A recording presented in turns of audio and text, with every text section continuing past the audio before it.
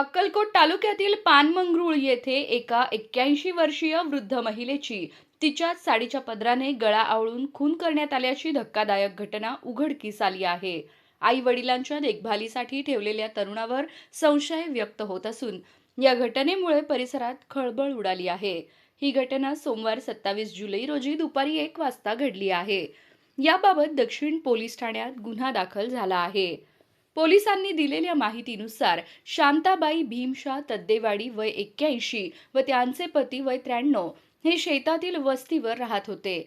त्यांचा मुलगा संगप्पा तद्देवाडी हा पुणे येथे माळी म्हणून काम करतो. वडिलांचा पाय मोडल्याने तसेच दोघांचेही वाढते वय लक्षात घेऊन त्यांना शेतातील घरी ठेवण्यात आले होते. त्यांच्या देखभालीसाठी रोहित नावाच्या एका तरुणाची नेमणूक करण्यात आली होती. रविवारी दुपारी 1:30 ते 2 वाजेपर्यंत संगप्पा यांचा आईशी संपर्क झाला होता.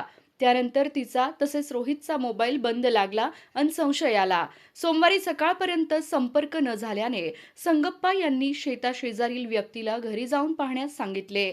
तेव्हा शांताबाई या मृतावस्थेत आढळून आल्या.